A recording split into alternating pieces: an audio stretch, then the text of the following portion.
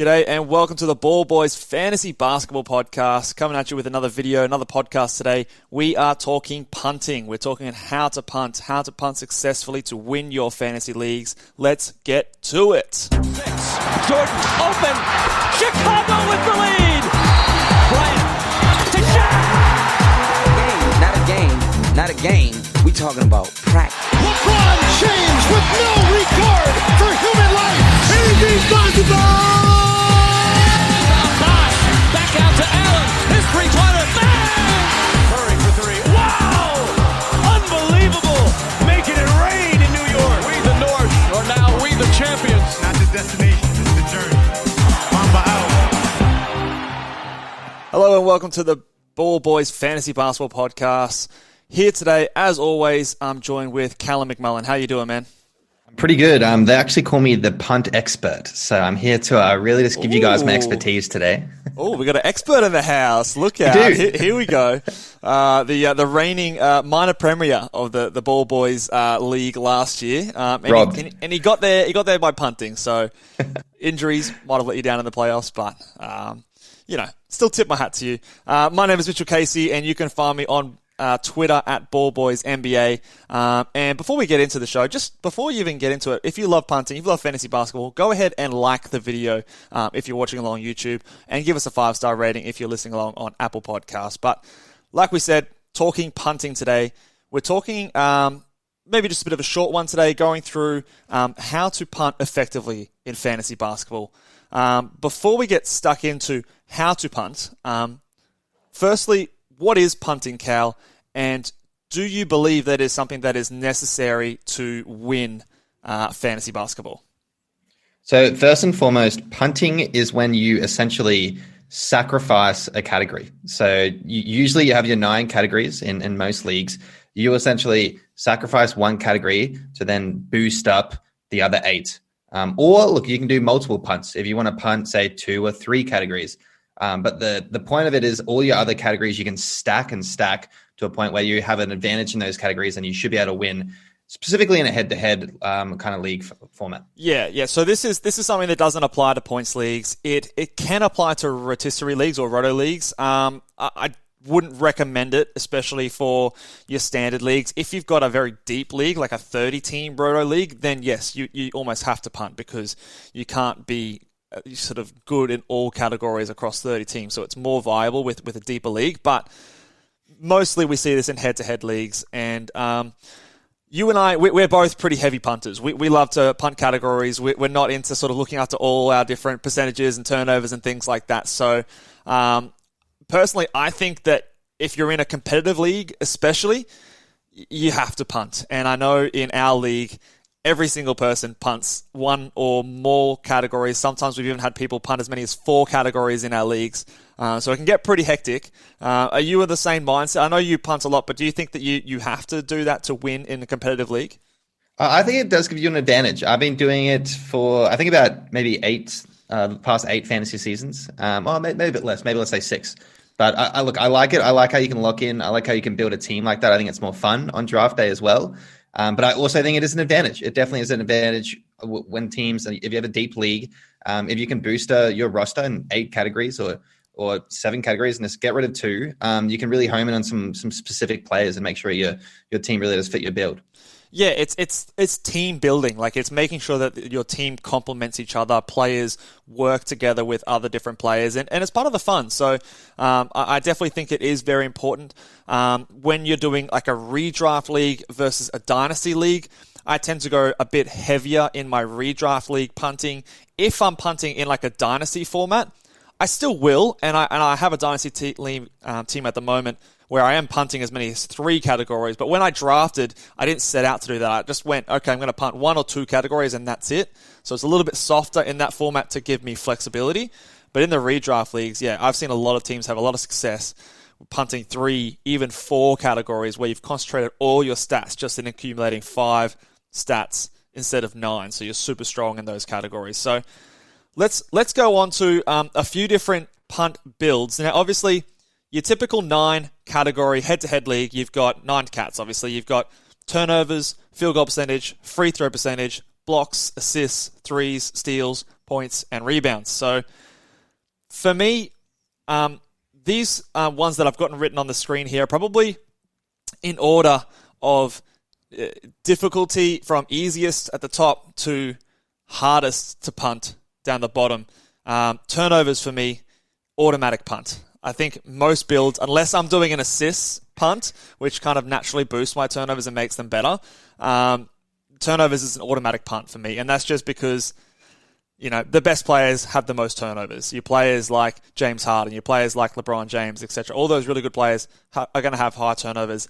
Is there a specific category that you love to punt more than others, Cal? Over the years, I have done the blocks a couple of times because I think that's an easy punt. Just don't worry about it. Wash it. There's still heaps of bigs out there that can give you your rebounding, give you your other stats.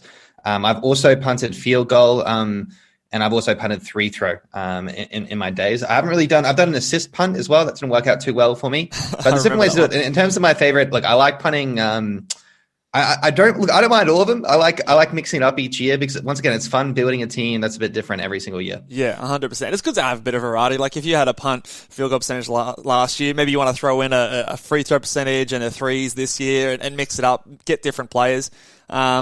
I think there are a couple that I think that are really difficult to punt. I think it's hard. I mean, rebounds is a weird one if you're just going to do that on its own. I would lump it in there with a few other ones, but if you're just going to punt rebounds on its own, it's a bit difficult because then you're still trying to look for your blocks. And it can be done. You can look for your Jaren Jackson Jr.'s or your Brook Lopez's and things like that. But, it is hard because then you've also still got to look after your field goal percentage. And so that one's a tough one. I also think steals and points are pretty hard as well because, all the best players score a lot of points. So, last year I think we were saying that Nikola Jokic, if you get him, maybe you punt points because at the time he was scoring just around 20 points per game.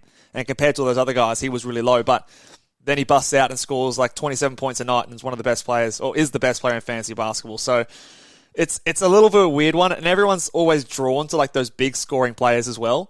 But if you do it correctly, you can get a lot of value where people overlook players like your Draymond Green, who springs to the top of my head, a few other guys in there that are overlooked because they don't score 20 points a night. So what are your thoughts on those rebound, steals, points, punts as like those harder ones to get away with?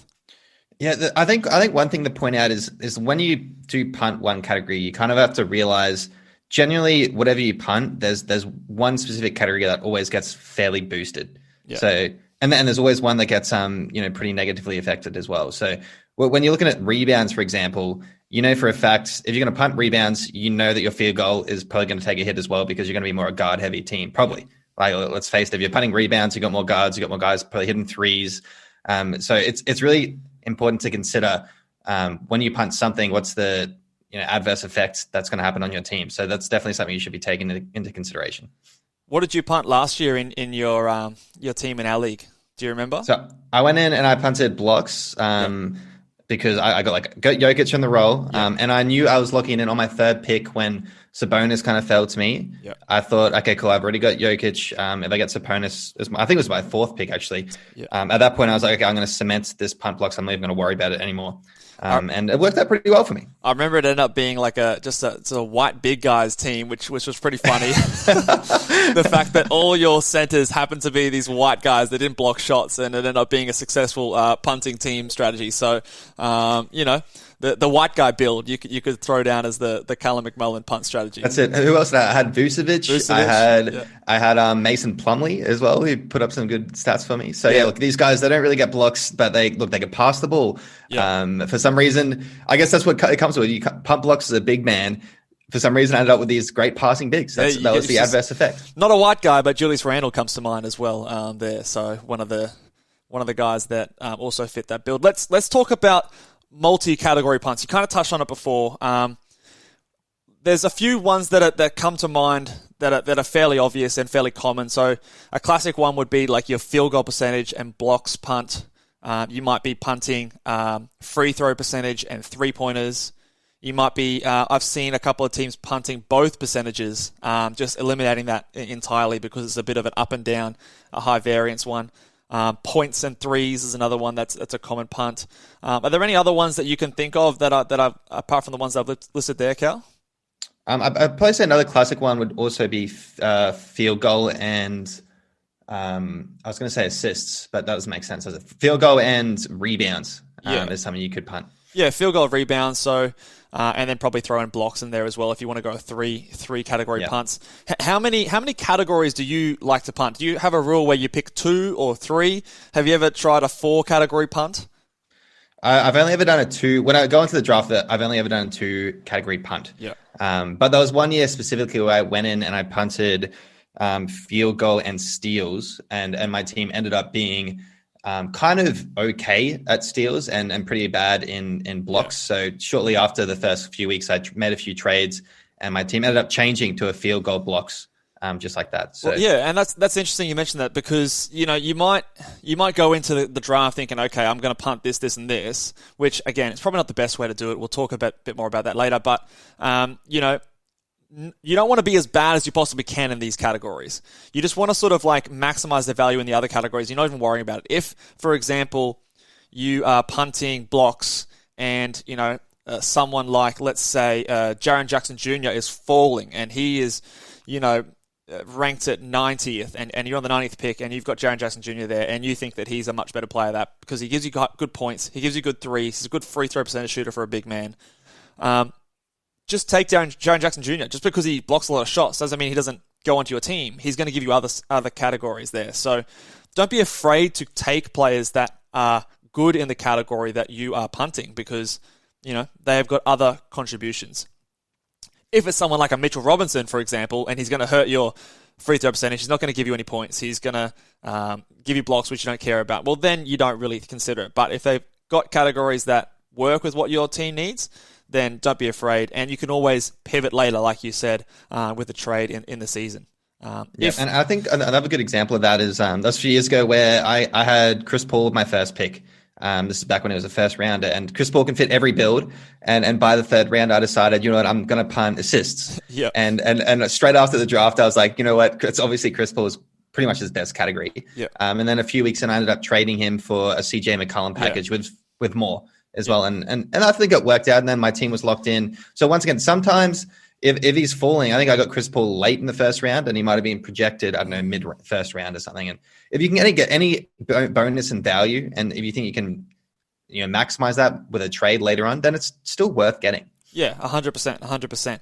Let's go on to that. That'll lead us into our next category in value versus team building. So I think this is something that is not easy. It's not easy to sort of capsulate in a black and white kind of scenario. But when you see like a player, let's go with Mitchell Robinson, for example. There was a few years ago, I remember he was ranked like 25th or something like that. And he slid in our draft a long, long way. It ended up being like pick 80 or 85. And I know at the time I think I was punting field goal percentage and blocks or something like that. And I was so tempted to draft him because I thought, this guy, look, I could draft him now, trade him later, because I'm seeing some serious value. I'm seeing like 60 ranks of value here. But I held off because he didn't fit my value. And obviously the fact that everyone else was letting him slide, people other than that didn't really seem to think he was going to be that good either. And lucky I did, because he ended up being shit that year, and fouls were an issue and all that sort of stuff. But what are your thoughts in terms of like value? You see someone who you think is going to be really good, but they don't really fit your build, like that sort of scenario that I laid out there. I think it can be better when you have more like proven players. Like when you had that example there with Mitchie Robinson, he always showed some little spurts and signs. If there's a reliable player that, this guy will have minutes, he's been doing it for years. For some reason he's sliding, grab him. And then knows what he's going to produce, and you can potentially have a pretty good trade package later on. Yeah.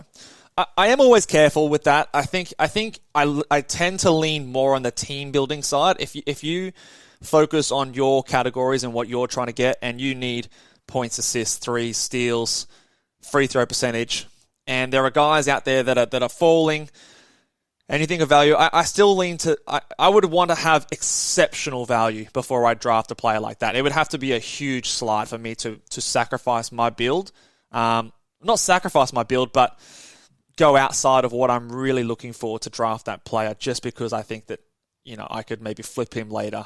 It would have to be pretty good value. So for the most part, I would recommend sticking true to what your team is built around and follow through with that.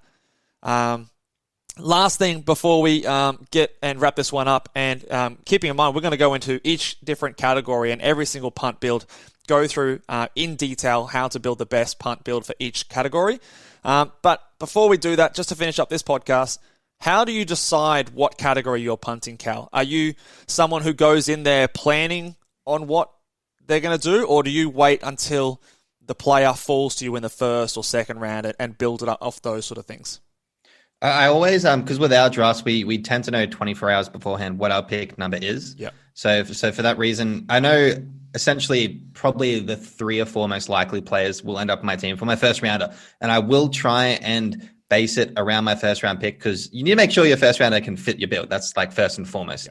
Yeah. Sometimes you have a first rounder where it doesn't matter if you get someone like, I don't know, like a Kevin Durant, who can pretty much fit any build really. Yeah. But I'll try and obviously build it around my first pick, but I won't lock anything in until the 3rd or the 4th. That's when I know my team is getting some direction in some kind of punting format, and that's when I kind of lock it in. Yeah, I would agree. I always build it off my first pick. I'm very comfortable going straight into a heavy punt off the bat, depending on the player that I draft first. So if I know I've got Giannis as my first pick, bang, I'm punting threes and free throws. It's easy. Yeah. It's his weakest category. It's easy on the free throw players. Yeah, it's easy with those guys, and sometimes it's obvious. Sometimes it's not. So sometimes, like a Nikola Jokic, you're not really sure. So you're going to wait and see who comes back to you. Maybe there's a good blocks player who's still there that you want to draft, and you can save those blocks. Maybe there's a good steals player, and you can save those steals. Maybe there's no threes left on the board, so you drafted Jimmy Butler to go with a Jokic, and then you've got a good punt threes team, but still good free throw percentage. You're a bit unique that way. So yeah, I would recommend waiting to see what you have. And like you said on our draft, we 24 hours notice, and we're sort of madly sort of projecting who's going to be available at our pick, and sort of trying to plan, okay, if this player's here, then I'm going to get this guy in the second round. So I would try to do that as best as possible. Try not to plan too far ahead, because the draft can go all different ways, and you don't want to sort of get hung up on X amount of players. But the first 2 or 3 rounds, you can usually have a good idea who's going to be available, and some options you can choose with that punt build. So there's no point going into a draft and going, I'm punting free throws, and then Giannis gets taken, and you're going, oh shit, okay, let's draft Rudy Gobert in the first round, because he's the 5th ranked player when you turn punt free throws on, because then you've lost all this value, and you could have got a much better player with a different build. So that would definitely be my advice. Yeah, well, we'll go back to the Jokic, because I got him last year, and I knew he was probably going to fall to me. And he's a good example where I was open-minded I was probably going to either punt points or blocks or threes. That was, my mind was set on one of those things. And I knew, like, by the 3rd or 4th round, after my first few players, I was like, okay, sweet. Well, I have no blocks at all, like scrap it, whatever. Yeah. And then if I want to do a soft punt on something else later, it is what it is. Yeah, it's a big advantage to have when you have a player like that, like a player like Jokic, a player like Kevin Durant is a good example. Even someone like Steph Curry is a good example, who's someone who gets high field goal percentage for a point guard. Yes, he lacks in blocks, but if you get a good blocks player on the way back, you can salvage that. Cool. All right. Well, that will do it for today. We're just going to nice, short and sweet one. Check out in a few days, we're going to be dropping our in-depth punt guide. We're going to be going over all the categories, starting with the percentages, field goal percentage and free throw percentage, to get you ready for the drafts. Yahoo has just opened today, so we're going to be getting into some mock drafts soon. Make sure you like the video. Make sure you're subscribed to the YouTube channel. If you're listening over on Apple Podcasts, give us a 5-star rating. Let your mates know. And until then, we'll see you next time. Laters.